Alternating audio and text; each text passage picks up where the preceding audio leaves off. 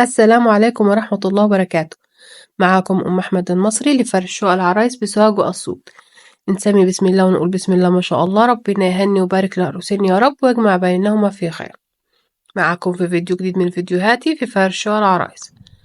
أول ما ندخل باب شقة عروستنا نقول بسم الله ما شاء الله. ده الصالون، لونه بصراحة مميز وحلو. هو كنبتين وكرسيين، وكل كنبة هنا كانت اللون الأوف وايت واللون الزيتي.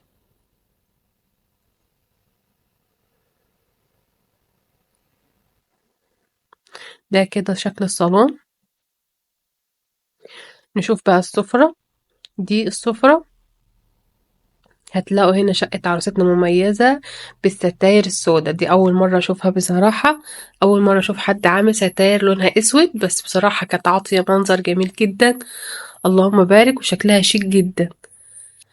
ده هنا السفرة وده الدلسوار، حطينا هنا عليه الشمعدان. ده كده شكل الدلسوار، ودي السفرة. كانوا 4 كراسي لون وكرسيين لون أسود يبقوا ماشيين مع الستاير كده. ده النيش.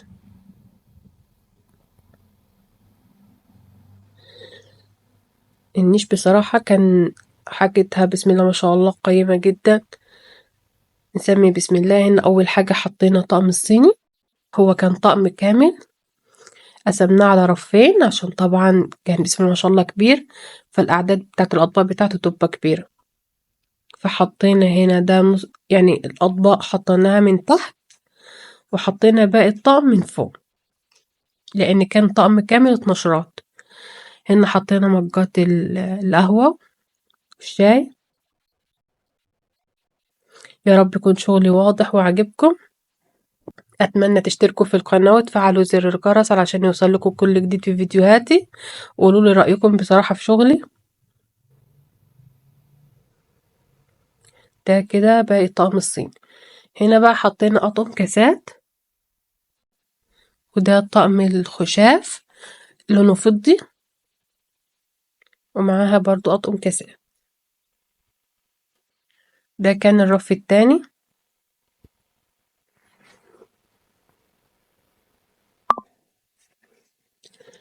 هنا حطينا طقمين كاسات وطقم الخشاف في النص.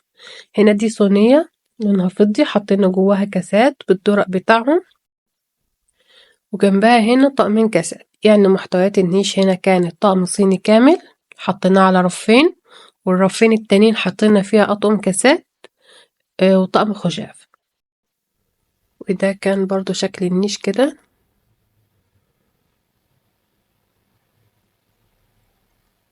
هنا النيش بسم الله ما شاء الله كان مقاسه كبير، فلم معانا حاجات كتير.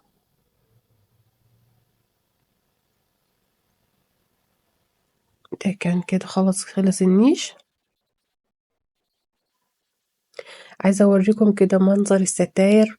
اللون الاسود بصراحة حاجة تحفة، يعني اول مرة بصراحة اشوف فكرة الستاير لونها اسود، عطية منظر جميل بصراحة. هنشوف هنا الدلسوار انا حطيت فيه ايه. حطينا من تحت هنا دي شنطة المعالق والسكاكين، وفوق ده طقم عشا بورسلين.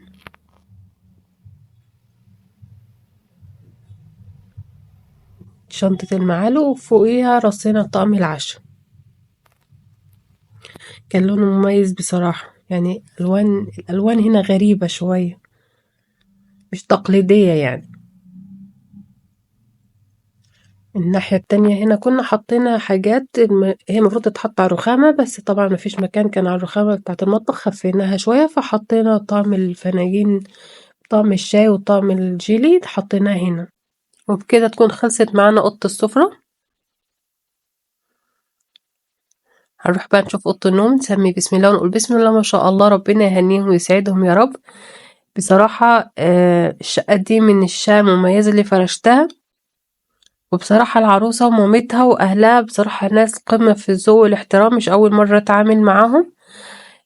ناس فاهمة انت جاية تعملي ايه، جايباكي تعملي ايه، ومبسوطين الحمد لله ان هم مبسوطين بشغلي، ومش أول مرة أتعامل قبل كده، فالحمد لله كنت قد الثقة، فأنا باشكرهم جدًا. دي كده التسريحة. طبعًا العروسة ما كانتش حابة حاجات كتير، فحطيناها في المنظمات. المراية بتاعتها كانت touch.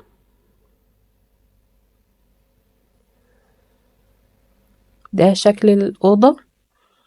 بصراحة العروسة هنا ألوانها وديكوراتها والمفروشات وكل حاجة كانت جايباها، يعني كانت تختارها بعناية، يعني كانت حاجات مميزة، فربنا يهنيها ويسعدها يا رب. ده شكل الدولاب. هنا الدولاب طبعا علشان الضرفة اللي في النص دي ازاز، فهيبان اللي جواها، فحطينا فيها المفروشات. هنا حطينا الهدوم على الجناب. هنا الصيفي بس هو اللي حطيته من تحت، فمش هيبقى ظاهر قوي يعني، لكن حطينا المفروشات هنا في النص.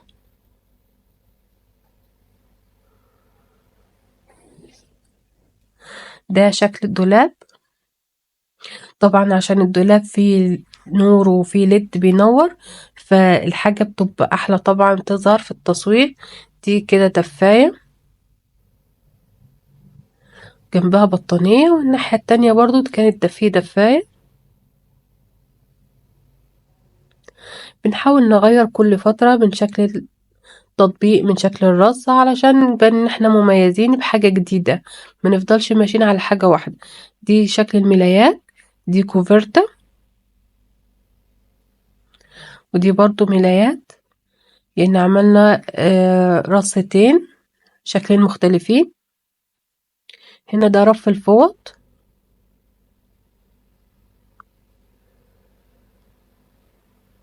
هنا برضو دي فوق دفاية، واللي تحت دي فوط جوا بعض، ودي بطانية. ده شكل الدولاب. هقول لكم تاني، ما تنسوش تشتركوا في القناة وتفعلوا زر الجرس علشان يوصلكوا كل جديد في فيديوهاتي، واتمنى يا رب شغلي يعجبكم.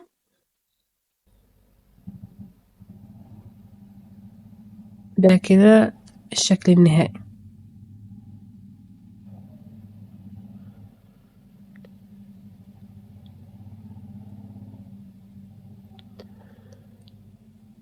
ربنا يهنيهم ويسعدهم يا رب. طبعا انتوا عارفين ان في الفيديوهات مش بصور الملابس الخاصة، انا كل تركيزي بيكون على الحاجة اللي هي المفروشات، الفوط، الملايات، البطاطين، الحاجات دي، فمش بركز على الحاجات الخاصة للعروسة. وفي برضو معلومة، انا مش بنشر اي حاجة، يعني انا بصور الفيديو ممكن انشره بعد الفرح باسبوع، بعد الفرح باسبوعين، فانا مش بصور وبنشر على طول، لا طبعا بستنى الفرح من ما يعدي يعني عليه وقت، وبعد كده بنشر الفيديو. ده كان شكل الأوضة. ربنا يهنيهم ويسعدهم يا رب.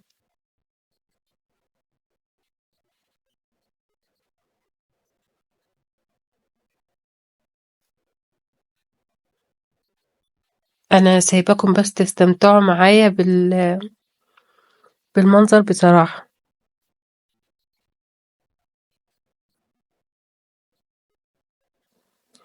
نروح بقى نشوف أوضة الأطفال. بسم الله. ده كان هنا السريرين والدولاب. برضو هنا ديكورات، برضو حاجة كده هادية ورقيقة خالص، مفيش أي شغل كتير يعني. تحسي هنا بصي، هو مش أوضة أطفال دلوقتي، كل الناس بتعمل أوضة شبابي، يعني مش اللي هو أطفال يعني يعدي 10 سنين يحس ان هو في أوضة حاجة أصغر من سنه. فدلوقتي كله بيتجه للأوض اللي هي تبقى شبابي شوية، حتى في أطقم المفارش يعني. ده هنا دي ملايات أطفال، وجنبهم كوفرتا. تحت برضو ملايات أطفال، وبرضو دي كوفرتا. هنا دفايتين، كوفرتا في النص.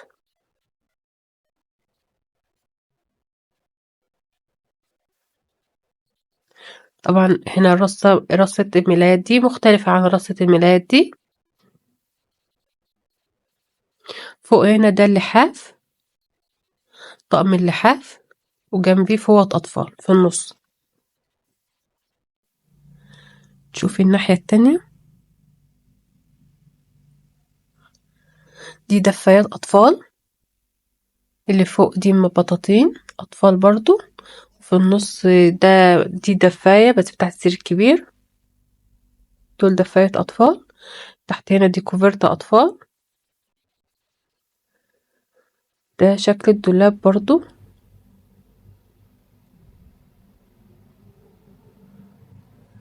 يا رب يكون شغل عجبكم. ده كان شكل النهائي للدولاب.